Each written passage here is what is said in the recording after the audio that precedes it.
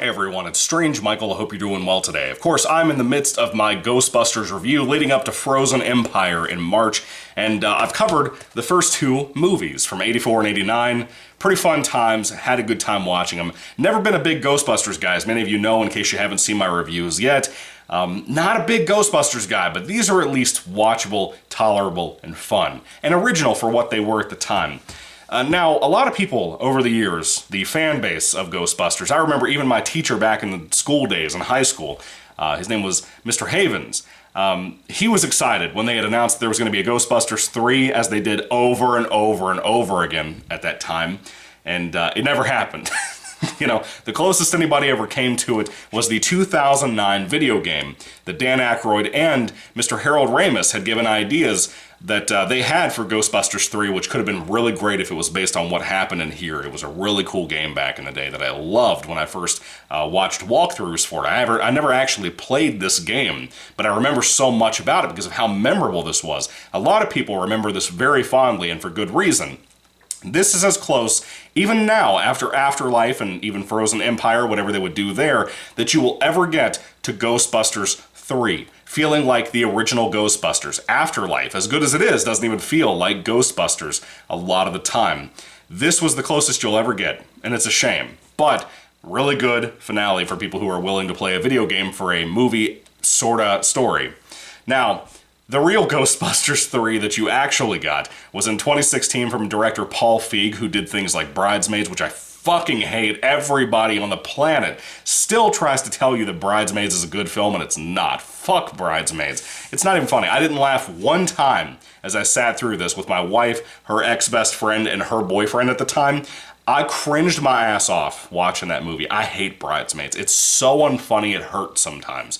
Anyway, the real Ghostbusters 3 that you got is called Ghostbusters 2016, or as the end of the DVD credits begins, and also the new title for when it came to DVD at the time, they actually tried to change it and pull Edge of Tomorrow on you and make you think that the first remake from 2016 was so successful that it actually already had a sequel called Answer the Call. But what turned out is they tried to change the title on you and fool grandma at the store.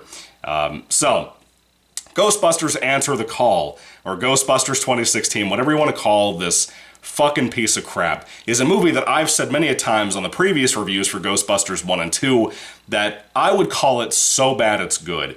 This is the most ugly looking, oversaturated in color movie that I have ever seen in my life. When it came out in 2016, we had just seen Sony fail rebooting Spider-Man, which was sad because I loved Amazing Spider-Man 1. Amazing Spider-Man 2 was the most kick-in-the-nuts feeling I'd ever felt in my life as a superhero fan, as a comic fan, as a Spider-Man fan. And I was not on good terms with Sony. I was cursing Sony every time I could turn around. Then this comes out, and I felt bad for the Ghostbusters fans because this was the pre-Last Jedi, basically. This is what broke the Ghostbusters fan base. It broke a lot of movie fans because everybody, including James Rolfe, the angry video game nerd, were being accused of being sexist for not liking this piece of shit movie. Then again, I love it on a so bad it's good kind of relationship with it. I actually think I like this more than the supposed fans out there of Ghostbusters Answer the Call, or 2016, or whatever you call it. This movie's fucking bad. It looks like an SNL skit. It has so many SNL alumni in it, and that's not a good thing. It's not a good thing. We're not talking about good SNL. We're talking about shit the last 20 years SNL. Where do I even begin? I guess that I'll just kind of start with the general plot. This is a straight-out remake. This is not a reboot or a soft reboot. It's nothing like Afterlife or Frozen Empire, nothing like that. This is a straight-out remake of the original Ghostbusters film, and they tried to catch everybody's attention in the fan base. And again, I'm not a hardcore fan of Ghostbusters, so understand where I'm coming from with this. They tried to appeal to the fans of Ghostbusters by saying, hey, Ernie Hudson, Bill Murray, and Dan Aykroyd were all coming back for small cameo roles in different parts of the movie. They're not going to be main cast members. Harold Ramis had passed away, of course, by this time 2 years previous, which was really sad. Harold Ramis was awesome, man. I loved that guy. But you never got the real Ghostbusters 3, aside from the video game, because of Bill Murray. So people in the fans, and people like myself just in general, were mad at Bill Murray, you know? All of us that actually wanted to see a Ghostbusters 3, especially with the ideas from the video game itself that could have been really cool as a movie, we got screwed because of Bill Murray and how he and Harold Ramis had this massive falling out. I don't know how they got them to work on the video game, but they did. So that was 5 years before Mr. Harold Ramis passed away, which is sad. But anyway, Ghostbusters Answer the Call is a straight-out remake about two people played by Melissa McCarthy, who I can't fucking stand, and Kristen Wiig, who I actually do like. I think she can be funny. She's also the writer of Bridesmaids. What the hell? How does Kristen Wiig turn out to be the person who wrote that fucking turd? Anyway, these two used to be friends. They kind of grew up talking about ghosts and stuff because of creepy things that had happened to Kristen Wiig's character as a kid. And they also wrote a book together. And they had a falling out and whatever. Apparently Abby, Melissa McCarthy's character, went ahead and published that book without telling Kristen Wiig. Kristen Wiig works for like a college or something, so she's in a situation in academia where they have basically taken her job from her because she's seemingly into ghosts, which no one believes in at this time.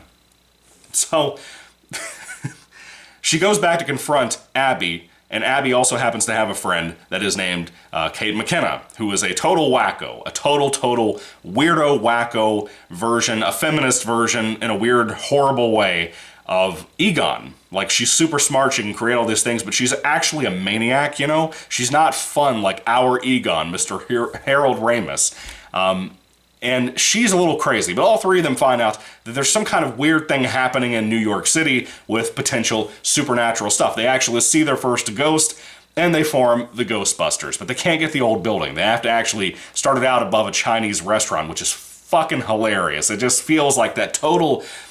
They didn't realize the irony of how that is the knockoff Ghostbusters in the real world. You know what I mean?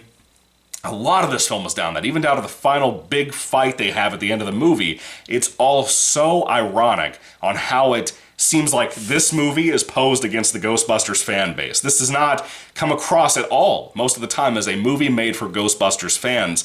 And again, this is the year before The Last Jedi. It's like Hollywood all sat down, held their hands, prayed to Satan, and decided, we're gonna fuck every fan base out there. All of them.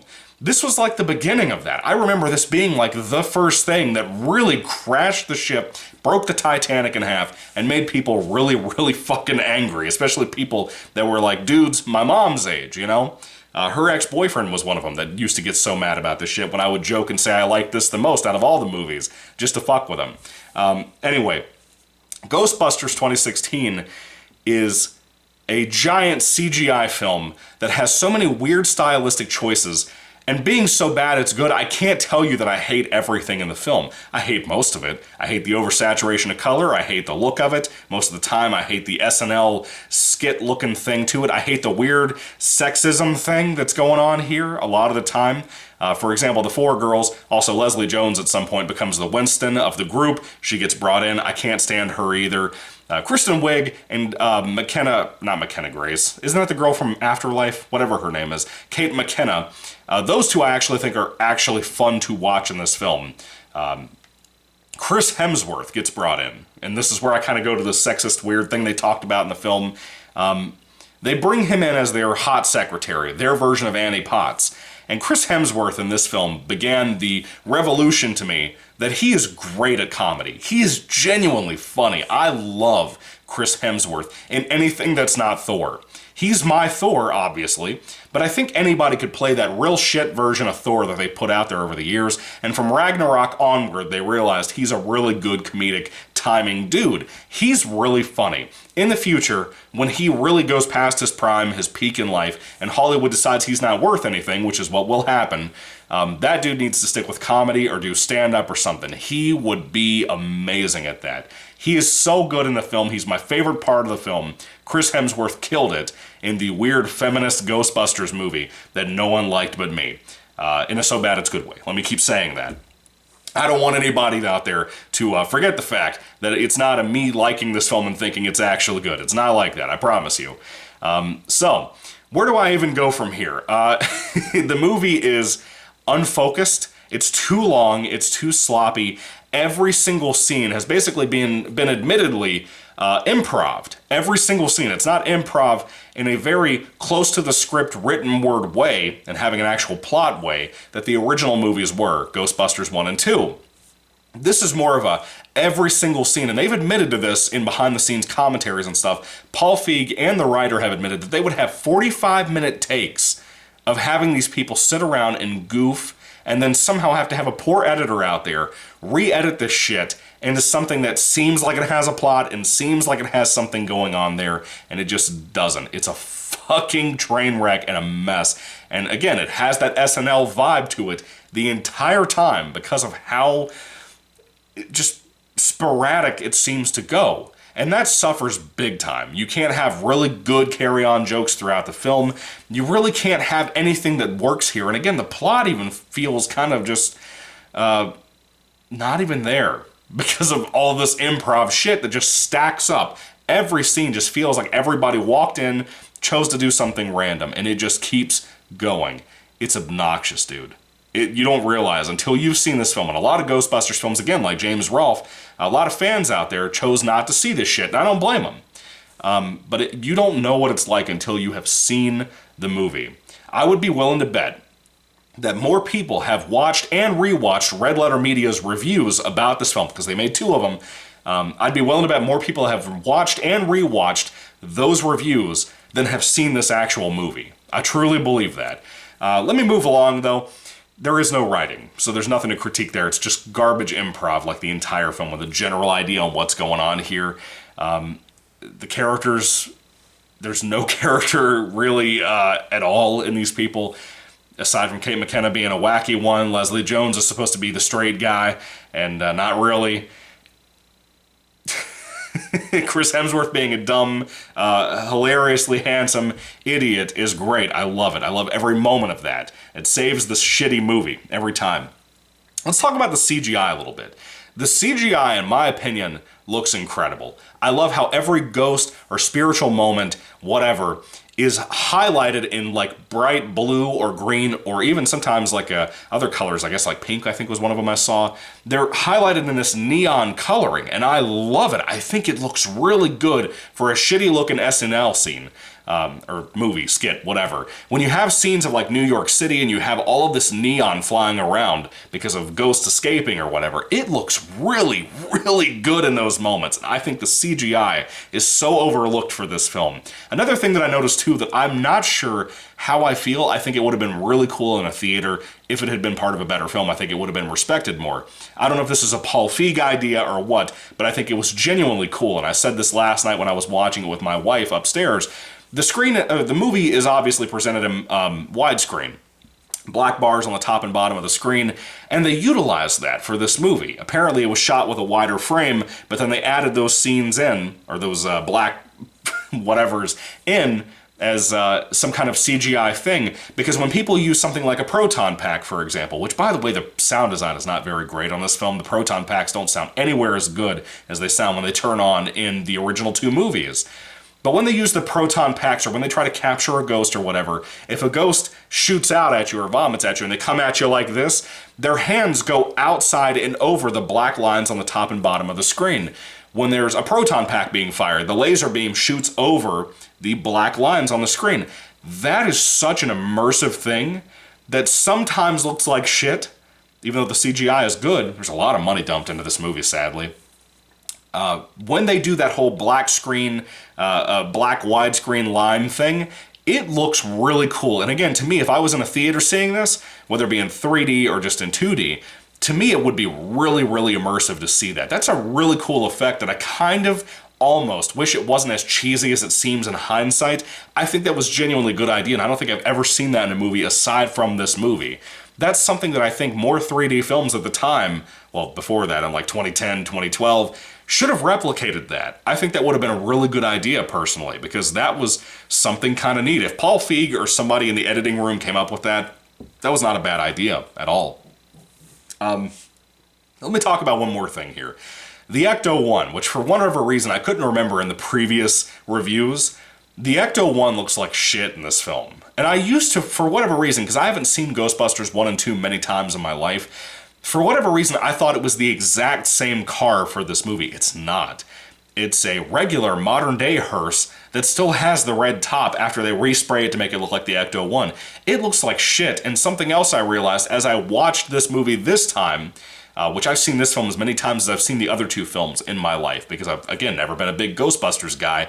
The siren isn't even the same siren sound effect. It sounds like shit. And I don't know what happened there. I don't know why they couldn't take that. Was it a copyright issue? What happened there that you couldn't have the OG siren from the original film for this? That's kind of crazy to me.